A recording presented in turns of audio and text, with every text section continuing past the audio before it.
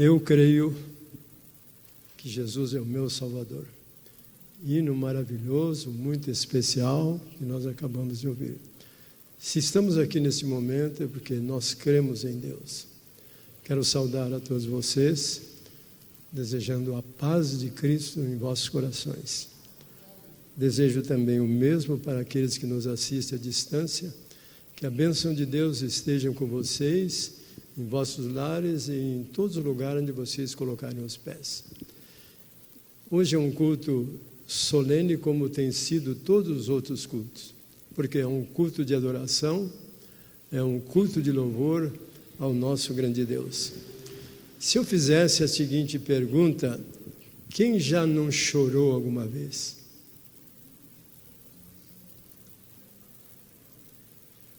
Quem não teve a sua noite escura e suas dolorosas perguntas que pareciam sem respostas? Quando essas horas chegam, elas parecem intermináveis. Você se asfixia por dentro e ninguém é capaz de compreender o vulcão de sentimentos confusos que explode em seu coração.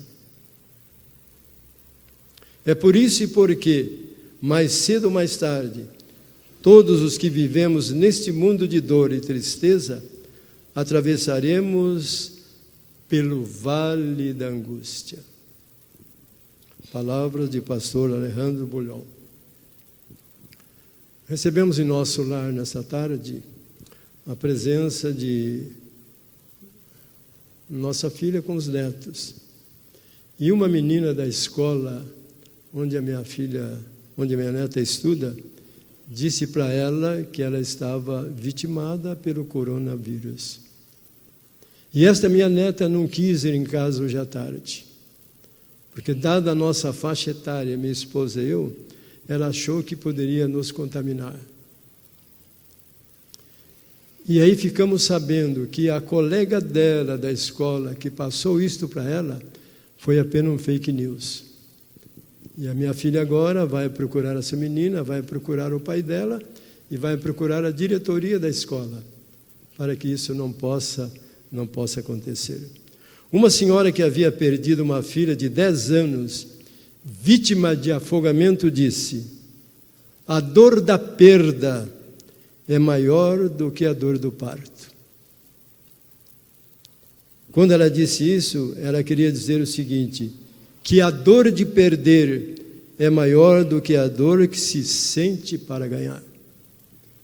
Que realidade profunda, que pensamento profundo desta pessoa.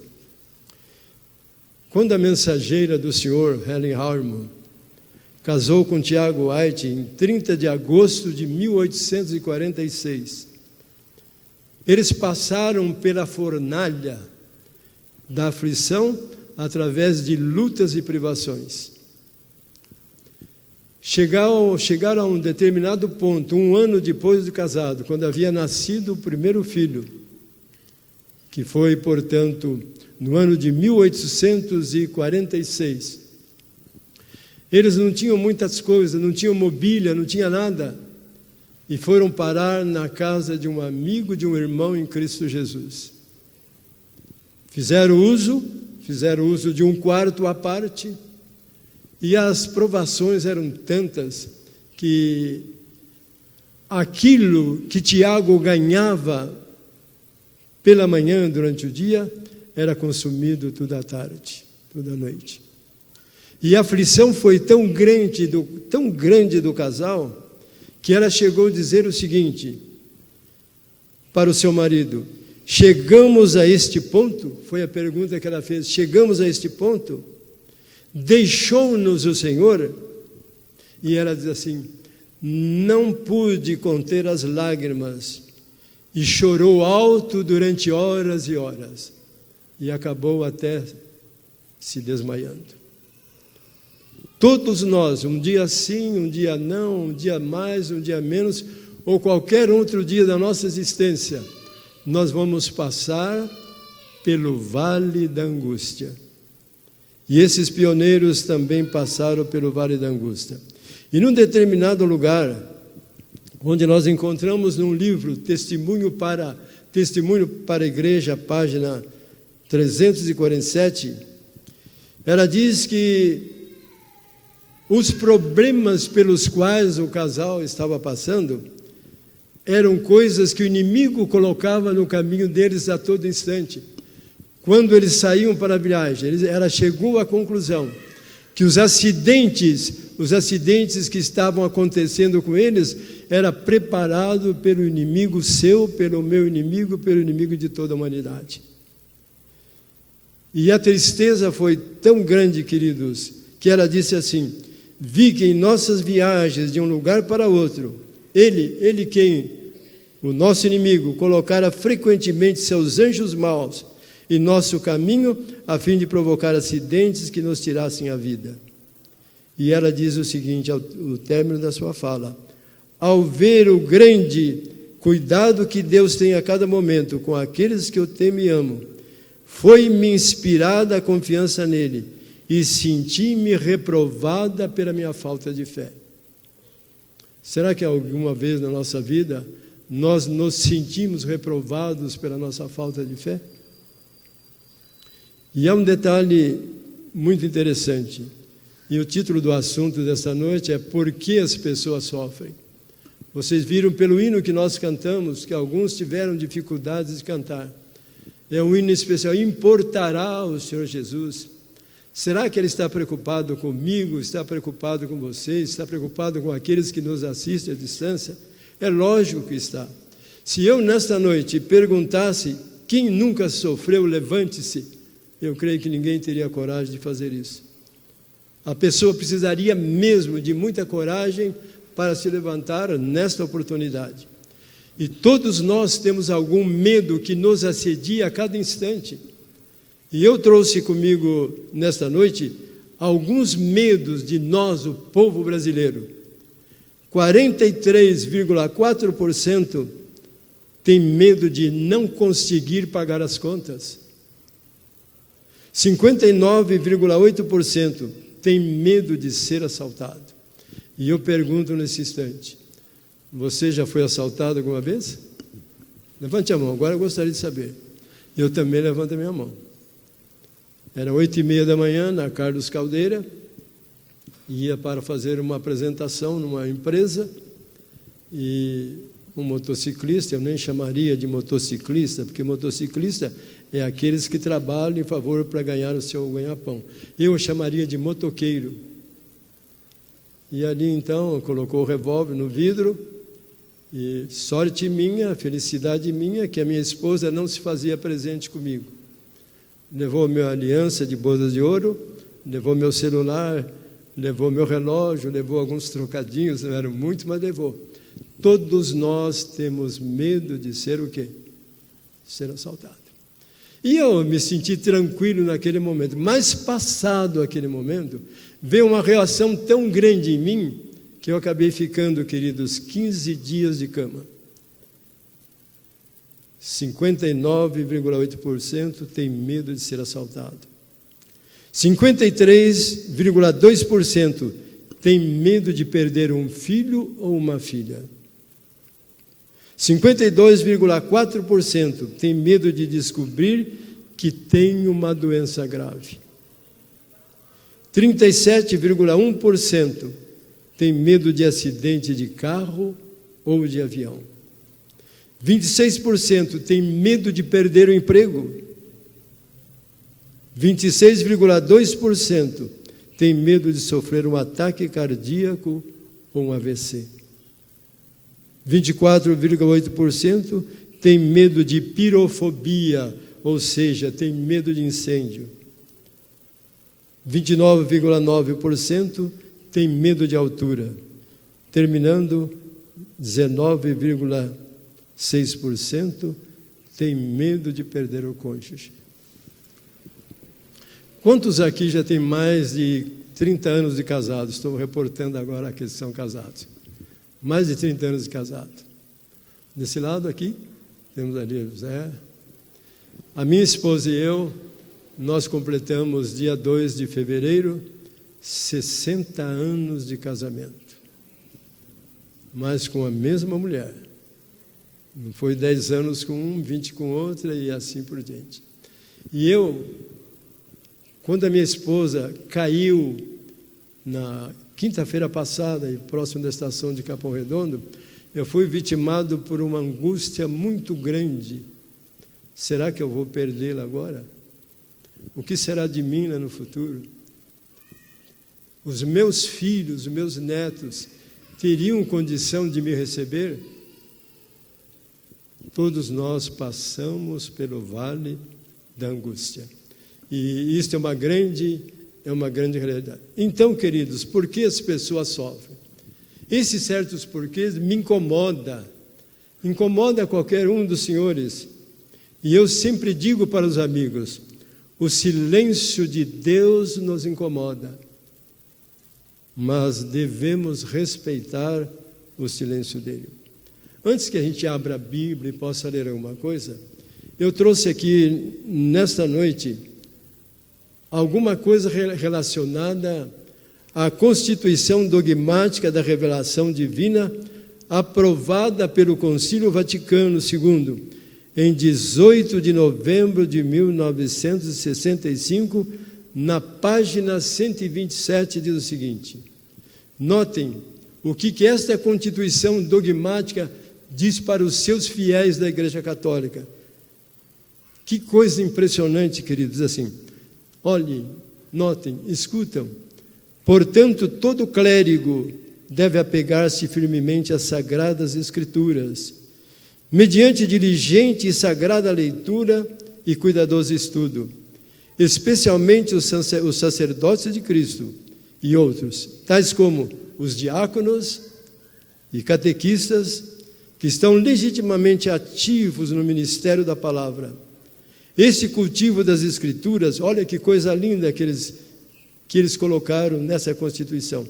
Esse cultivo das Escrituras é exigido para que nenhum deles venha a ser um pregador vazio, estereotista da palavra de Deus, alguém que não lhe dá ouvidos intimamente. Este sagrado sínodo ferventemente apela a todos os cristãos fiéis, especialmente os religiosos, a aprenderem mediante frequente leitura das Escrituras divinas, a excelência do conhecimento de Jesus Cristo. Tem alguém aqui entre nós que já pertenceu à Igreja Católica? Se eu perguntasse para vocês que já passaram por lá, vocês poderiam me dizer como é que funciona a hierarquia eclesiástica da Igreja Católica?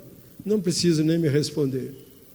Mas funciona da seguinte maneira: em primeiro plano aparece o seminarista, depois vem o padre, depois o monsenhor, o bispo é aquele que cuida da diocese, depois vem o arcebispo, que é aquele que cuida da arquidiocese, depois vem o cardeal, que é nomeado pelo Papa. Essa é a hierarquia eclesiástica da Igreja Católica. O que me chamou muita atenção foi isso daqui, que nós temos que estar bem próximo das Escrituras para que não venhamos ser o quê? Pregadores vazios. Não tem nada para oferecer para ninguém. O título do terceiro capítulo do livro O Mistério da Profecia tem o seguinte título: A Guerra nos Bastidores da História. O autor deste livro é o pastor Mark Finley. Então ele diz assim: durante as viagens que ele fazia, ele sempre encontrava pessoas com a mesma pergunta: se Deus é tão bom, por que o mundo é tão mau? Se Deus é amor, por que tantas pessoas inocentes sofrem? E ele continuava ouvindo isso sempre. Por que existe tanta crueldade e injustiça, tanta aflição e decepção na vida? Onde está Deus quando as criancinhas sofrem? Quantas coisas ruins acontecem com pessoas boas? Aí as pessoas diziam assim para ele: ele não sabe? Ele não se importa? E aqui, queridos, ele abre esse capítulo dizendo sobre João, o evangelista. Lá na ilha de Pátimos, por ordem do imperador, ele foi exilado, o imperador Domiciano, por volta do ano 97 depois de Cristo. E ali então, como vocês sabem, o pastor já fez menção aqui da frente, que João foi colocado num tambor fervente de óleo, mas Deus o livrou. E ele, graças a Deus, se salvou e morreu mais tarde lá na cidade de Éfeso. Vamos abrir nossas escrituras e antes vamos orar. Querido Deus, nosso Pai, fala conosco mais uma vez através deste livro sagrado. Ajuda-nos para que, pelo poder do Espírito Santo, possamos, bom Pai, ser imbuídos desse mesmo poder para falar da Tua graça, da maneira como Tu conduz a vida de cada um de nós nesta terra. Em nome de Jesus oramos. Apocalipse 12, versículo 7. Alguém que trouxe a sua Bíblia, possa abri-la por gentileza. Versículos 7 até 9. Diz-nos assim: E houve batalha no céu. Miguel e os seus anjos batalhavam contra o dragão, e batalhava o dragão e os seus anjos. Mas não prevaleceram, nem mais o seu lugar se achou nos céus. E foi precipitado um grande dragão, a antiga serpente, chamado Diabo e Satanás, que engana todo mundo. Ele foi precipitado na terra e os seus anjos foram lançados com ele. Continue com a sua Bíblia aberta agora, no livro do Evangelho de Lucas, capítulo 10. Capítulo 10 do Evangelho de Lucas. Vamos ver qual é a colocação que é feita nesse capítulo 10, versículos 17 e 18. Diz-nos assim aqui: E voltaram os 70 com alegria, dizendo: Senhor, pelo teu nome até os demônios se nos sujeitam. E disse-lhe Jesus: Eu via Satanás como um anjo cair de onde? Cair do céu. E nesta noite, queridos, eu gostaria de levar os pensamentos dos senhores para esse trabalho que o inimigo faz para tirar do nosso coração, tirar da nossa mente tudo aquilo que as Escrituras falam a respeito dele. E eu quero que você continue ainda com a sua Bíblia aberta, Isaías capítulo 14, dos versículos 12 até o verso 14. Isaías capítulo 14. É uma preciosidade este pensamento que está inserido no capítulo 14 do livro de Isaías. Eu leio: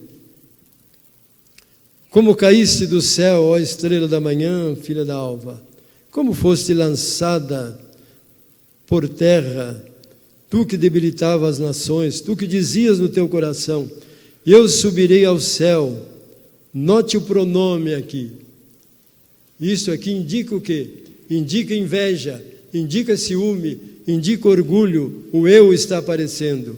Está falando uma referência ao rei de Tiro, mas com especificação àquele que caiu do céu. Eu subirei, dizia ele, ao céu, acima das estrelas de Deus, exaltarei o meu trono, e no monte da congregação me assentarei, da banda dos lados do norte. Subirei acima das mais altas nuvens, e serei semelhante ao Altíssimo. Esses dias eu estava assistindo um programa que eu não pude vir à igreja, lições da Bíblia, no dia 14 deste mês, das 21 horas até as 22. E um pastor que estava lá sendo entrevistado, pastor Moisés Sanches, ele diz assim: a inveja é uma evidência da própria incompetência. E Lúcifer, lá nos céus, ele teve inveja de tudo. Qual era a função dele nos céus? Era a função de querubins. Os querubins, queridos, pertencem à categoria mais elevada dos anjos. São os assistentes do trono de Deus. Não se trata aqui do diabo vermelho da mitologia, que foi pintada por Fernando da Cruz no ano de 1620, há 400 anos atrás. Neste quadro se vê Satanás no meio do fogo eterno, armado de uma forquilha com que revolve suas vítimas que se estão assando para que se dourem bem. São palavras do pastor Walter Schubert. Então, no Evangelho de João, verso 44, diz que ele é o pai do quê? Ele é o pai da mentira. Se ele é o pai da mentira, então ele não é algo invisível. Não é algo que a gente possa falar que não tenha personalidade. E aqui, queridos, a gente começa a pensar, é forçoso que se trate de um ser real e moralmente responsável. Portanto, não se trata de uma força impessoal, isto é, uma influência, personalidade inteligente, é um atributo que é concedido às pessoas.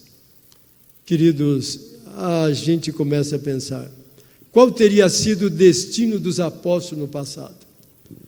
Vocês imaginam por que as pessoas sofrem? E eu fico imaginando, queridos, o caso de Estevão, naquele sermão espetacular que ele fez, que está inserido no livro de Atos. Fez um grande sermão, falando da maneira como aqueles judeus haviam rejeitado a Cristo Jesus. E qual foi o fim dele? Qual foi o fim dele? Ele foi morrido o quê? Foi morto como? Apedrejado. Mas ele dirigiu aos céus uma prece. Ele disse, Senhor, perdoa-lhes porque não sabem. O rosto dele, diz a Bíblia, brilhava como se fosse um rosto de um anjo. Queridos, todos nós passamos por um vale da angústia. E ali a gente fica pensando, que coisa tremenda. Esta cruz que vocês veem aqui, e eu fiquei pensando naquilo que eu li, ela tem um símbolo da morte de Cristo, mas a cruz que Cristo carregou não foi preparada por um carpinteiro especificamente para Jesus. Não tinha uma dimensão de altitude e transversal, vertical e transversal. Aquela cruz tinha sido preparada para Barrabás. Não foi preparada para Cristo. Nenhum carpinteiro havia feito aquilo. E quando Barrabás viu que Cristo estava sendo crucificado no lugar dele, ele deve ter dado um beliscão no seu braço. Mas será que é verdade isso que eu estou vendo? E ele pôde até, quem sabe, dizer para si mesmo, dou graças porque alguém morreu em meu lugar.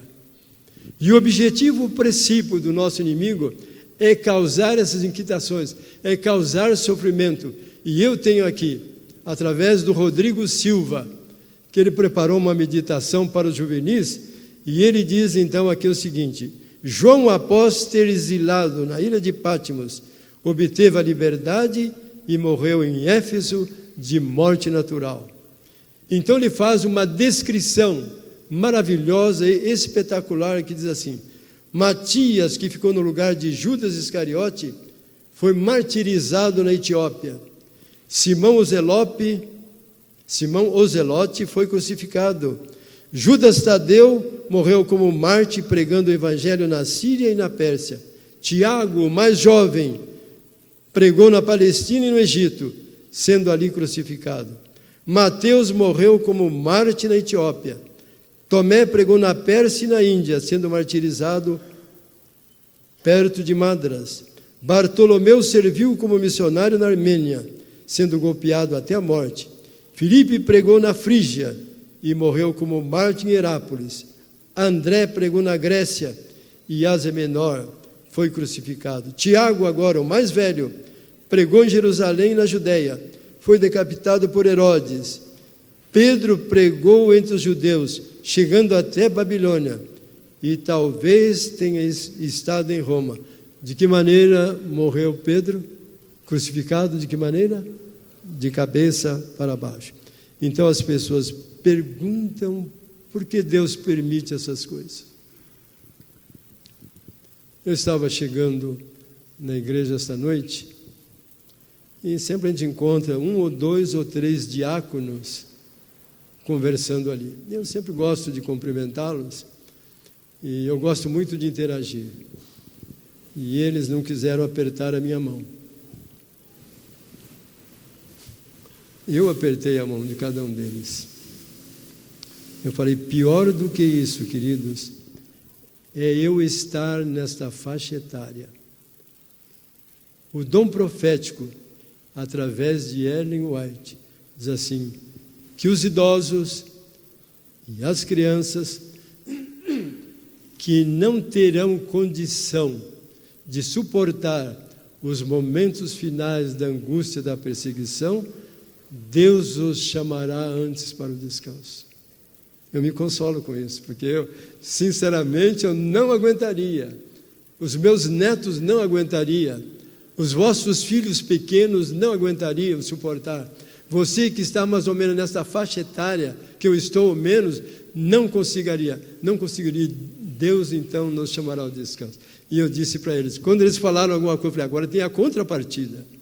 E foi o que eu disse para eles. Queridos, essa pleiade aqui de pessoas ilustres, que foram os diáconos, que coisa terrível, meus irmãos, eu fico pensando.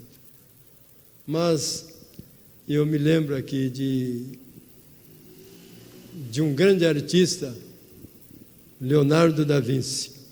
Ele estava preparando um quadro, para pintar um quadro sobre a Santa Ceia. Então, por vários dias, ele procurou alguém. Deixa eu tomar água aqui. Ele procurou alguém que pudesse pousar para o rosto de Cristo nesse quadro que ele estava pretendendo pintar sobre a Santa Ceia. Finalmente, ele encontrou numa catedral um jovem que fazia parte do coro, cantava no coral, cujo rosto tinha uma expressão como a que tanto procurava. O nome desse moço era um moço bonito, que toda moça, quem sabe, gostaria de tê-lo como seu namorado. Quem sabe até como seu esposo. O nome dele chamava-se Pietro Bandinelli.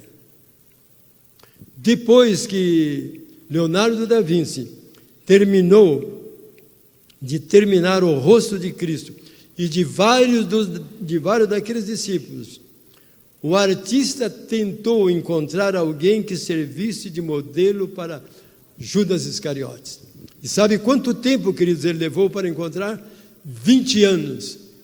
20 anos para encontrar alguém que tivesse assim as características de Judas Iscariotes. E ele finalmente encontrou um rosto que tivesse a expressão de astúcia, traição, falsidade, engano e desonra, como nunca antes havia visto em qualquer ser humano. Parecia Judas Iscariotes em pessoa, mas para cúmulo estava mal vestido e visivelmente sob a ação do álcool. Eu sou filho de um pai alcoólatra, sou de uma família de 7 irmãos, todos homens. Eu sou o caçula dos 7. Todos eles já morreram. E eu digo para as pessoas assim, eu que vou fechar a porta e apagar o quê? E apagar a luz. Meu pai tomava tanta bebida alcoólica que um dia estava uma chuva torrencial. E tinha umas pessoas no bar bebendo também, tomando bebida alcoólica. Resultado. E eles viram alguma coisa que a enxurrada ia levando. E eles pensaram que fosse um pedaço, um tronco de madeira. E quando alguém mais ávido, mais atencioso, percebeu que era meu pai. E eu já tive, queridos, vontade também de tomar bebida alcoólica.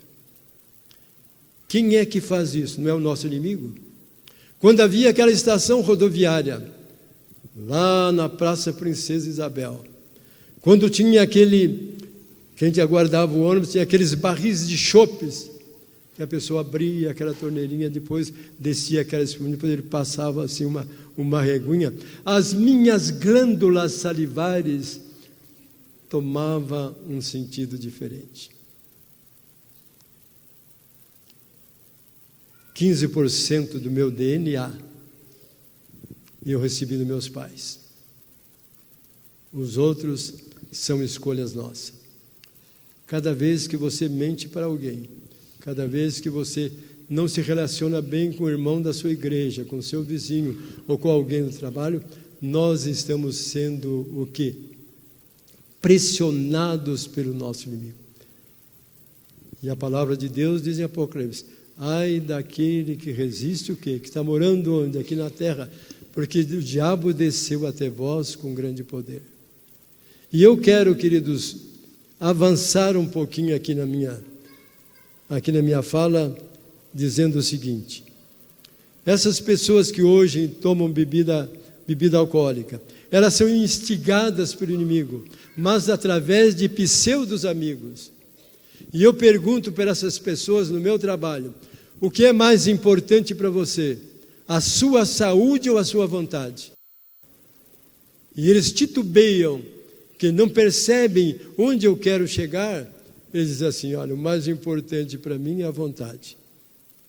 Aí eu faço uma outra pergunta: qual a definição que você tem sobre saúde? E eles não sabem responder. E eu respondo da seguinte maneira, fazendo a seguinte colocação. Que colocação é esta?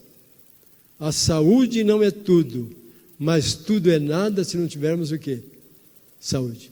O Dr. Materi, ele escreveu o seguinte: quando nós somos jovens, ou quando eu fui jovem, que vocês foram jovens, a gente gasta, queridos, a saúde para adquirir dinheiro. E depois que a gente chega nessa faixa etária, gasta o quê? O dinheiro para readquirir o quê? A saúde. Eu com a minha esposa, queridos, a gente faz muito turismo. Para o hospital, para a farmácia, constantemente estamos fazendo. A ação do inimigo, Senhor, porque nós passamos pelo sofrimento. Eu quero dizer, alguém já fumou cigarros na vida alguma vez? Tem alguém aqui? Vem aqui, Daniel.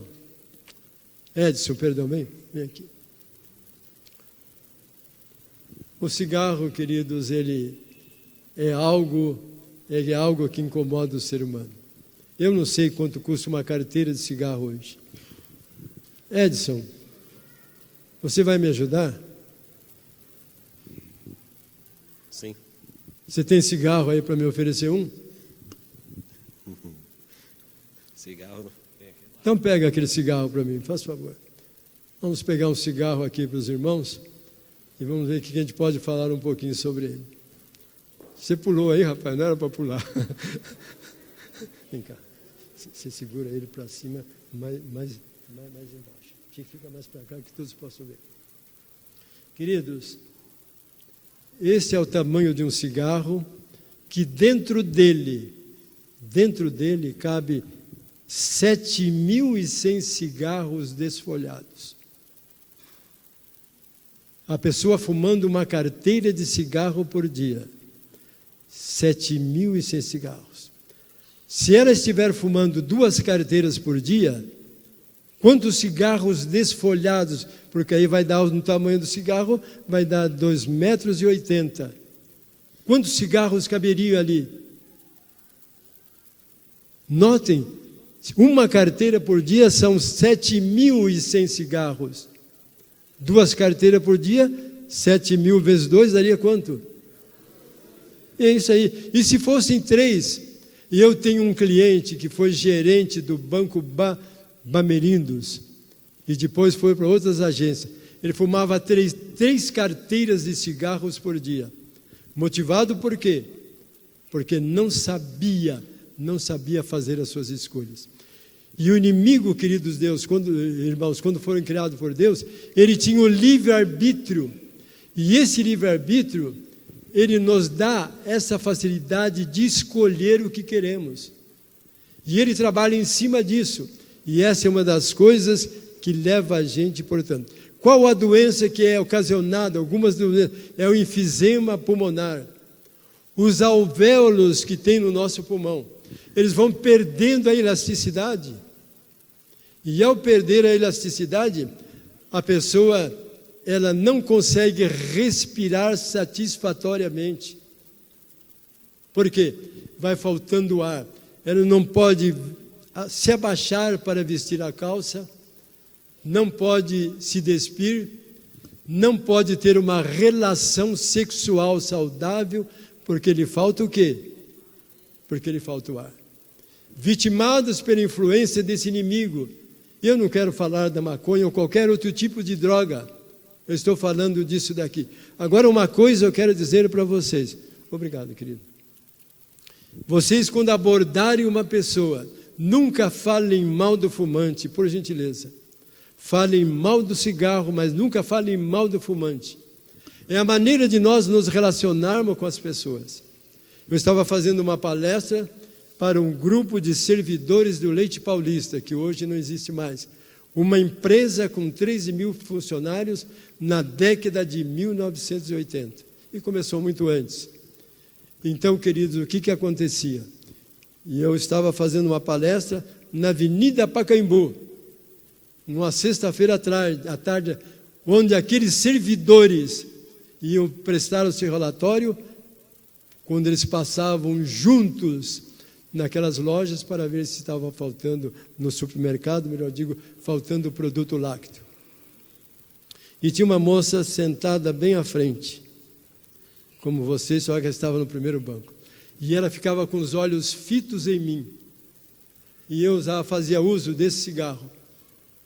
Eram 60 funcionários, queridos. E quando eu terminei o trabalho, ofereci o produto. Ela foi a primeira a pegar o vale para assinar, para ser descontado na folha de pagamento. Resultado, queridos, as 60 pessoas compraram. Foi uma bênção, foi uma vitória. Agora, notem o que ela disse para mim. Se o senhor tivesse falado mal do fumante, eu não teria comprado a sua literatura. Mas como o senhor falou mal do cigarro, então eu comprei. Então, quando vocês se relacionarem com fumante, alguém que toma bebida alcoólica, nunca, queridos, fale mal daquilo que eles estão passando, a dificuldade que tem para, portanto, se relacionar. Eu quero concluir a minha fala nesta noite, usando um pensamento muito precioso do Papa Francisco. Esse é o meu apelo final, e depois com os versos da Bíblia mais. Ele diz assim: os rios não bebem sua própria água. Palavras do Papa Francisco. As árvores não comem seus próprios frutos. O sol não brilha para si mesmo, e as flores não espalham sua fragrância para si. Viver para os outros é uma regra da natureza. A vida é boa quando você está feliz. Mas a vida é melhor quando os outros estão felizes por sua causa. E esse chamamento que a palavra de Deus nos diz é que para que nós amemos o nosso semelhante. Notem, queridos, palavras seguintes agora não são mais do Papa Francisco. Deus chamou Noé para realizar coisas extraordinárias. Deus chamou Abrão não para ficar no meio do caminho. Deus chamou José para ser não apenas um sonhador. Deus chamou Moisés para ser um libertador. Você que frequenta essa igreja da Alvorada, e eu tenho me deparado com pessoas que dizem, mas o que é que a igreja pode fazer por mim? E eles cobram muito, queridos, da nossa igreja, da liderança da igreja. Mas por que eu falo, por que você não pergunta diferente? O que você está fazendo pela igreja? São especialistas em cobrar, mas são fracos para realizar. E nós precisamos, querido, mudar o nosso ponto de vista. E o inimigo trabalha justamente em cima disso daí. Então, eu quero dizer para vocês assim. Iniciei esse sermão quando falava lá de João Batista, perdão, do apóstolo João, sobre que ele tinha sido exilado para a ilha de Patmos, e eu concluo a mensagem desta noite citando os conselhos, alguns deixados por eles a nós. Notem o que ele diz: o término de cada carta, Éfeso, Esmirna, Pérgamo, Tiatira, Sardes, Filadélfia, Laodiceia, ele termina as suas palavras dizendo assim: quem tem ouvidos, ouça o que o Espírito diz às igrejas. Notem, o seu aparelho auditivo, os seus ouvidos, os seus olhos, os meus ouvidos, são as janelas da nossa alma. Então, quem tem ouvidos, faça o quê? Como é que diz, queridos? Ouça o que o Espírito diz às igrejas. E Deus nos deu isto para que nós possamos, de uma forma toda especial. E eu vou aqui para as palavras que eu encontrei. Tenho nas mãos, senhora White falando, tenho nas mãos, desejado de todas as nações, página 91. Tenho nas mãos teu bem-estar, dá ouvidos ao meu conselho. O amor é resposta para a rebelião do coração. Palavras do pastor Marquinhos Filho. Os nossos olhos e ouvidos são as janelas da alma. Jesus nunca, queridos, discutia com Satanás. E eu vou testar vocês agora nessa noite. Mateus capítulo 4. Após 40 dias e 40 noites sem comer, Jesus foi confrontado por quem? Pelo inimigo de nossas almas. E Jesus nunca discutia com ele. Ele sempre dizia o quê? Está escrito. Se faz necessário, é muito importante que conheçamos bem as Escrituras Sagradas. Nunca discuta, queridos irmãos, como espírita, porque o diabo sabe mais do que você e ele incute as coisas na mente dos espíritas. Você vai perder, mas faça uso da Bíblia, assim como Jesus fazia. Está escrito. E por isso que no livro desejado que eu acabei de mencionar, que diz o seguinte: dá ouvidos aos meus conselhos. Página 54 do Ministério da Profecia. O pastor Marquinhos Filho diz assim: quando Eva e mais tarde Adão fizeram aquela escolha, notem, aquela escolha, eles abriram uma porta que Deus queria manter fechada para sempre. Essa porta era a entrada para o pecado, o sofrimento, as aflições e as enfermidades e a morte. Deus queria que aquela porta permanecesse o que? Fechada para sempre para a entrada do pecado. Mas eles, desgraçadamente, cederam às tentações do inimigo e aquela porta foi aberta. E mais tarde Deus teve que fechá-la, colocando anjos na porta, para que Adão e Eva e os seus familiares não tivessem mais a entrada no Jardim do Éden.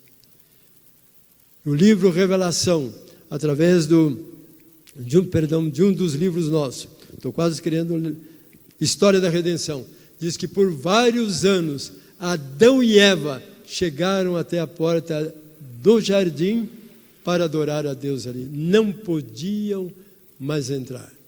Queridos, quem é que nunca sofreu os ataques do inimigo? E eu quero dizer o seguinte para você: discípulo, ele termina, é uma palavra de pastor Kate Phillips. Ele não desejava fazer trabalho missionário, missiológico, com nenhuma pessoa que estivesse bem como vocês e como eu também. Ele procurava a escória da sociedade, os bandidos, os drogados para evangelizá-los. Notem as palavras dele.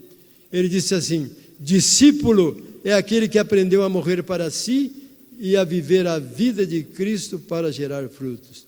Como que é o lema da nossa cidade de São Paulo, queridos? Non ducor duco. Isso quer dizer, o herói não precisa ser empurrado. Isso quer dizer para mim que eu, como membro dessa igreja, eu não preciso ser empurrado para fazer o trabalho de Deus. Alguns estão precisando ser empurrados.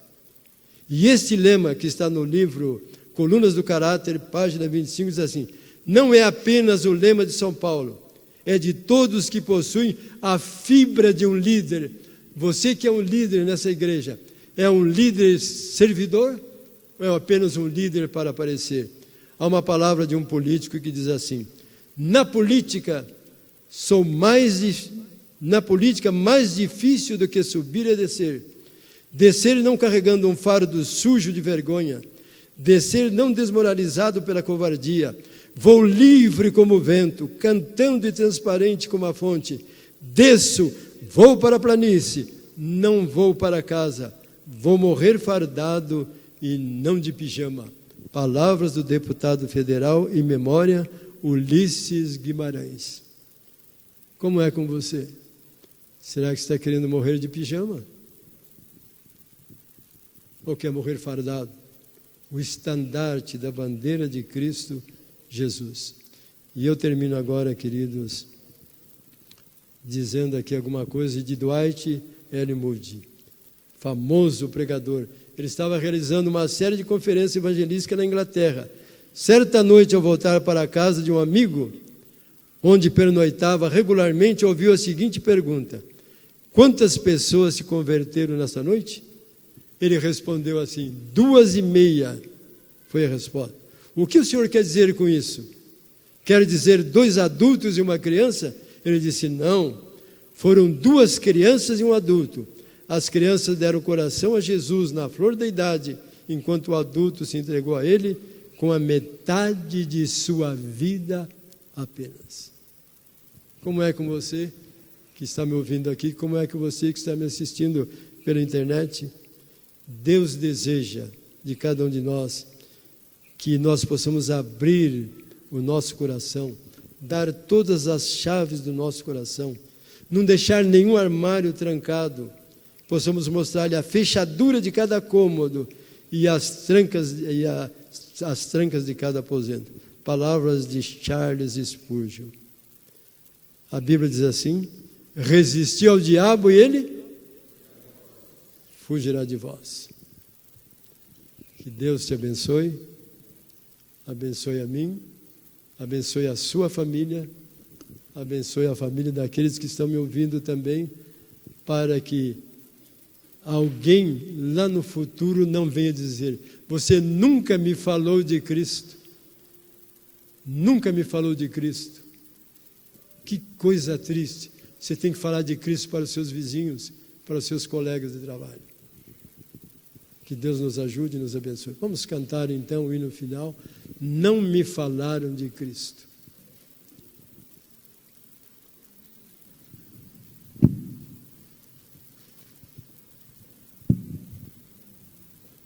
Posso ajudar? Vamos ajudar. Eu vou fazer parte desse grupo musical agora. 316. Não me falaram de Cristo. Todos em pé.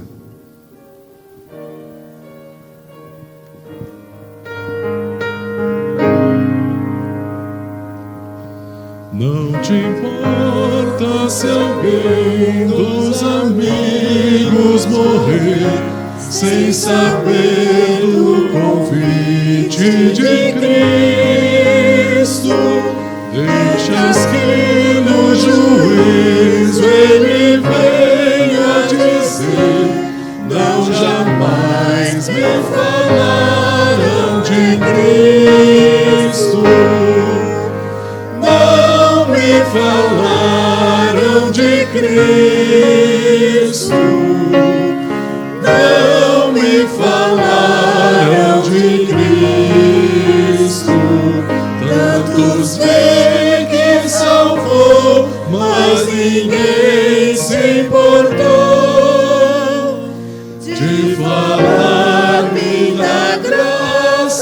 de Cristo. Não te importa que as almas preciosas a Deus, oh, não sejam levadas a Cristo, pois dirão quando o Mestre vier lá nos céus, não jamais nos falaram de Cristo. Não me falaram de Cristo. Não me falaram de Cristo.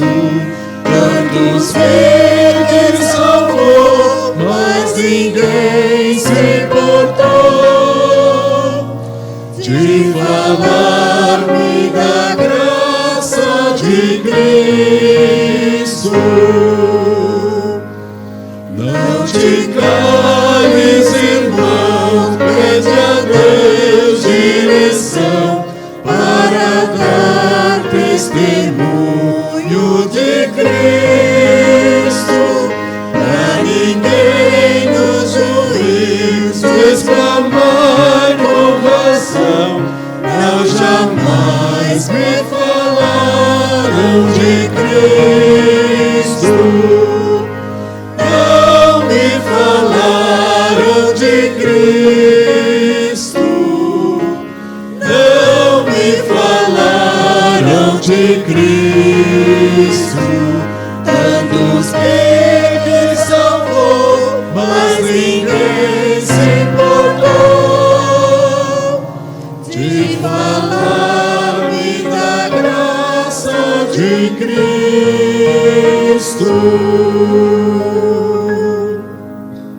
A palavra de Deus diz: se nós não falarmos, as próprias pedras clamarão. Vamos orar? O Senhor nos abençoe e nos guarde. O Senhor faça resplandecer o seu rosto sobre nós e tenha misericórdia de nós. O Senhor sobre nós levante o seu rosto e nos dê a paz. Que esta paz todos nós possamos encontrar em Cristo Jesus. E eu não vou estar na porta para despedir de vocês, não por uma razão de não pegar nas mãos de vocês, porque eu tenho que esvaziar aquele cigarro lá, certo? Porque esse material é inflável. Eu vou pedir para o pastor que acompanhe então o Cláudio. Uma semana feliz e abençoada para nós.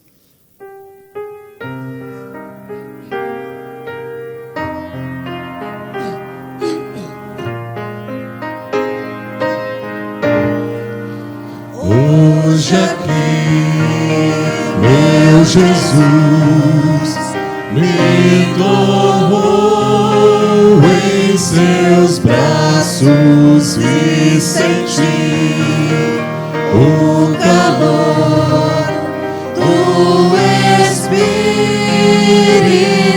Santo.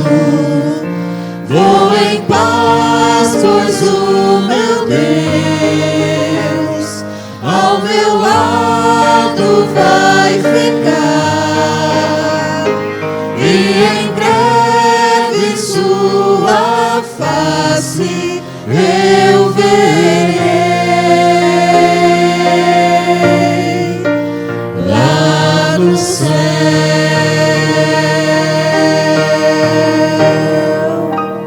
Uma boa semana a todos.